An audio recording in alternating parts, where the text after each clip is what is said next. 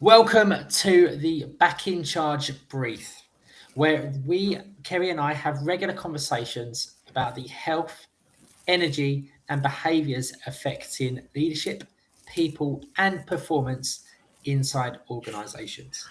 And today's episode is all about why tired leaders can create tired teams. Now, a lot of people, they think about the output, the performance of the team, and they look at that and they focus upon that. How can we make them better? That's how the leaders normally look at it. They normally approach it, right? Like, how can we fix them? But from all of our experience over the years of working with the men and the people that we do, sometimes they actually have to look at themselves first. Yep. But before we do that, let's just have a quick look, right, Kels? Like, let's just run through like some of the things that they could start to see before they start to see it as a major issue. Like, what could some of the signs be showing up within the organisations, within the teams, also within yourself, that could then be like, you know what, maybe we've got to start to look at this. Like, go on. What do you think? There's a few like you can start to look at.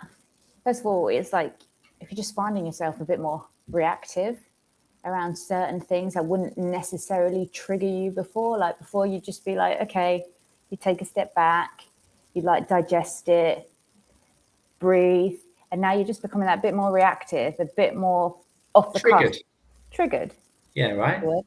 I mean, because that's something we always say, isn't it? You know, so whenever something triggers us, it's never to do with the other person. It's always to do with within. Like, why are we getting triggered about that situation? And 9 times out of 10, it's because of something that we are not doing that we know we should be doing. And it's showing up as a mirror, right? Yeah.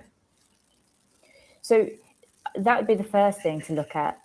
Why am I becoming more reactive? What am I feeling?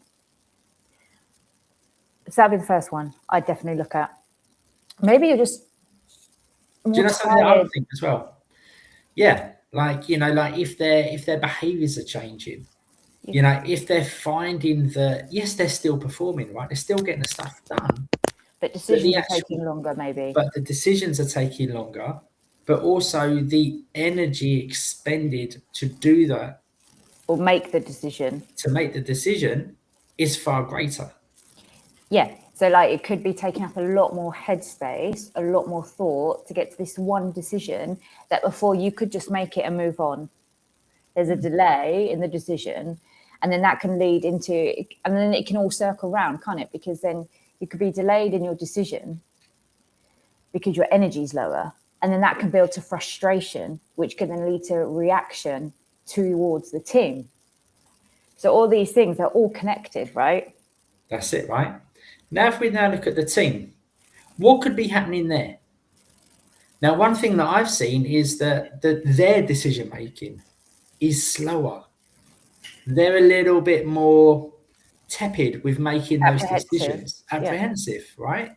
Because where that person has been showing up and they've been reactive, they've been slow in making decisions. That has then gone into the team now in, oh, hang on, if I make this decision, how are they going to react to this? Yeah, they're starting to, as a team, their confidence is going, perhaps, because what they do before, because from the lead, look, it all funnels down, right? Before it's like strong, clear, right, decision, action, go. Now there's like a delay in the decision, and maybe it's not so clear, or maybe the delivery of that decision doesn't feel so confident, so sharp.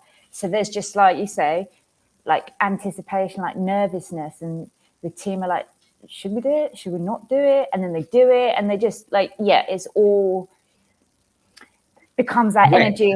Yeah. Becomes wet, right? Yeah. Yeah, it's like, well, yeah, is this actually a strong team, or is it something clear? No one's clear, right? No one's clear on the actual direction. No one's leading the ship, right?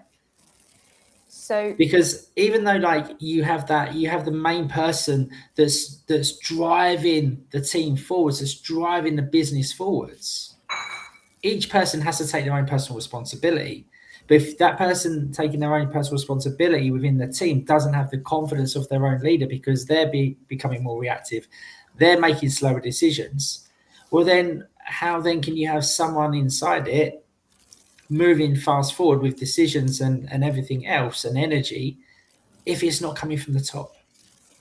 So, with that being said, and perhaps a leader right now is watching this, I'm responsible for a team, is watching this and thinking, yeah, this is landing, this is resonating. And what would you suggest if they're like, I'm aware that this is me, especially right, it could be happening.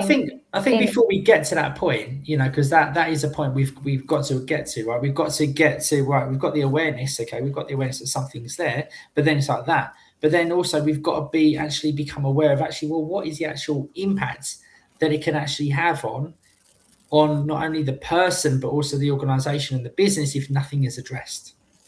Well, you said that if someone's driving the ship, they'd be going forwards. Well, first things first, the ship's not going forwards. No, the ship's not going forwards, is it? It's going side to side. It's trying to just... I don't even think it's going to be, like we've seen in cases where it actually goes backwards, right? Because if someone is highly stressed, if someone has got these bad decisions, they're slow in making decisions, they're becoming more reactive. On a physiological level, that person's blood pressure is going to be through the roof. Their blood pressure is going to be high, right? So the first thing that's going to be happening is that, well, they're going to have some issues, some other decisions that they need to make. So on their own health performance side of it, that's going to decline. That's the impact that's going to happen there. So it's going to be medication. They're going to start to gain weight. Their sleep's going to be poor. All of these things are going to happen, right? But before you go down to that like particular individual, perhaps the leader as such, what would you recommend if they're like, oh God, this is me? What would you recommend before we even go to them and what's going on with them to just kind of neutralize the team, the feeling, the energy? What would be like your first suggestion, the first point of call? It has to start with the leader. Like the leader has to lead by example. So what would be your first like point of call tip? Is to, well, you've got to become aware and actually make a decision that something has to change. Be aware of the consequences if nothing changes. Well, what is actually going to happen? What's going to happen is that the team are going to become unhappy. Their health is going to suffer. They're going to have more sick days signed off. Then ultimately they're all going to leave. Then your stress levels are then going to go higher because you've now got to look at that. You've now got to replace that. You've got a team that isn't there that you still need to produce for because you've got people above you wanting results. But the first thing is that they need a leader there, but you've got to get the leader in a good place so then they can then lead. You can't have a weak leader. So to lead a team, first steps first, you need to lead yourself. Exactly. That's what I was saying. You've got to lead yourself. If you can't lead yourself, then how can you be in a position to lead anyone else and have the respect as well? So I would say to anyone who is landing with is you obviously can't take a step back when you're in that environment, but when you go home, then allow yourself to just what works for you, because like it's different for many people, right? Like as it might be different for like me and you, for example. For me, it might just and tell you what, even if you are in work and you're like, this is a lot, get out, go for a walk. That's it. Breathe. Get out in nature. Moment, right? Yeah, I know that we've said this a lot over the years, and that is that like you need to get those breaks in during the day, just to get out, get some sunlight, get a walk in, get some fresh air. Without this, right? Without this, the second thing as well, which I've spoken about it before a lot, and that is having that morning blackout, right? So I even go one step further with the morning blackout. And, I've said this a few videos ago. I had like a good morning routine starts the night before. Well, yeah, but let's just start like before that. Let's start with the morning blackout for people, if the for the ones that are watching this. And what Let's does that start mean? there.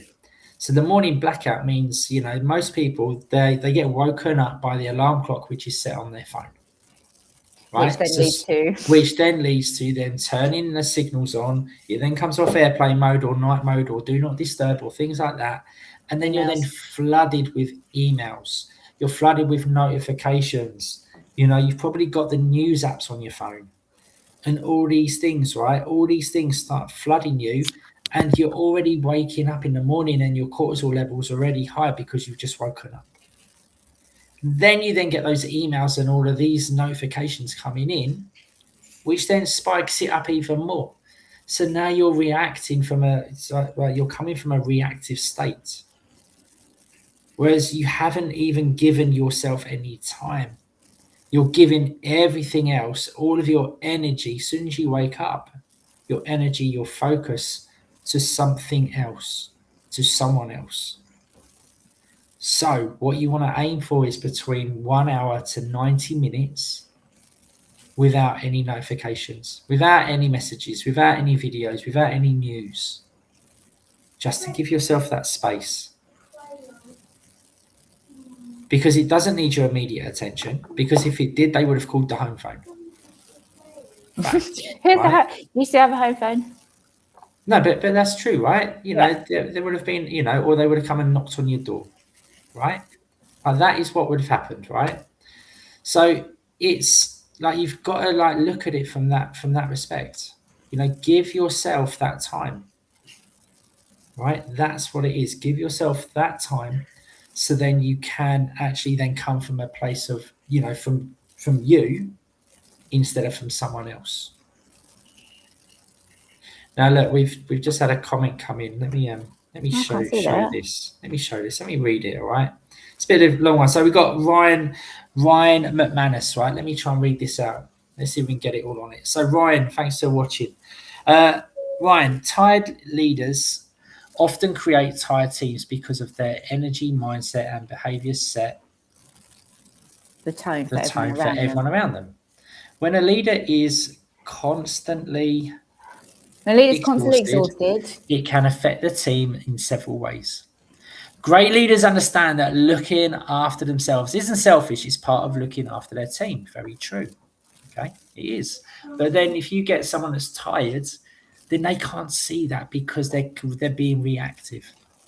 Getting enough rest, delegating effectively, taking breaks, and maintaining a healthy work-life balance enables leaders to make better decisions, support their people, and build high-performing teams. That is true, right? And how many times have we seen it? Like where we live, people around the pool, right? They come around there and they just sleep for the first few days because they're tired, right? They use it as a break. They're living for that next holiday, that next week, that next break. Like I do you remember it years ago, right? When we used to live in the UK and we booked up Mexico. I was like, I don't care, I just need a break. Do you remember that? Yeah. And we ended up staying. We went to Cancun, and oh my goodness, it was terrible, right? But I was like, that's a conversation for another time. That is another time, right? But that's the thing, right? I just needed a break. But do you know what I'd even say though, Ads, as well? And I think we kind of see it as when we start looking after ourselves more as the term, I hate to say it, but people throw away, oh, it's a luxury. Whereas actually, I'd see it as a necessity and a boundary. And also it does require discipline at first. If like you're someone, that your boundaries can slip when someone like needs you at a beck and call, even within the home, right? Summer holidays, your kids are there, like it is harder. It is more challenging, but you at least have to have, I would say, 2 to 3 like non-negotiables, and you make that clear. Like you and I get that, don't you? Like we're on summer, kids are here all the time. They know before I kick off the day with them, because technically, right, we are the leaders of the home, and how you lead the home is how you then go out and lead your teams and you show up in the world. They know before my time goes to them, I'm doing something for me first. They know that they've grown up with that. They've always seen that. So now the question from them becomes, Mummy, are you going for a walk today? Are you going for a swim? Are you going to do the workout in the garden? Are you going to have your coffee? Because they know before I go to them, I come to me first. Exactly.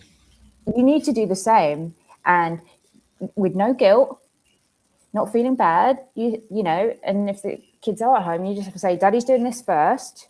When I have done X, Y, and Z, I can then sit with you.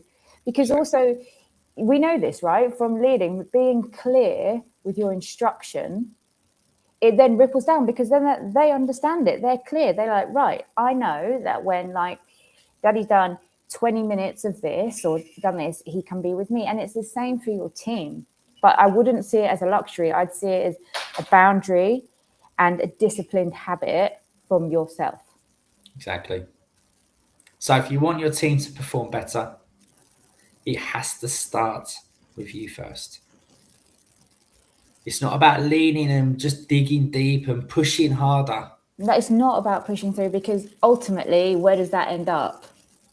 Things break, right? Things break. It's got to be managed. It's got to be maintained, right? The maintenance has got to be there.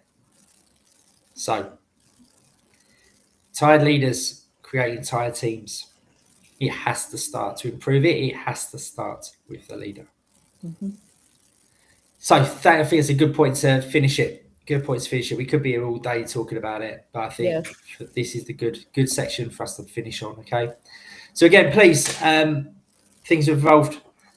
The Back in Charge brief is just an evolution of our coffee and chats. So if you want to go back and watch any of our old episodes of our coffee and chats, please head over to our YouTube channel. If you want me or Kerrie to send you a link, please just send us a message and we can forward those on to you.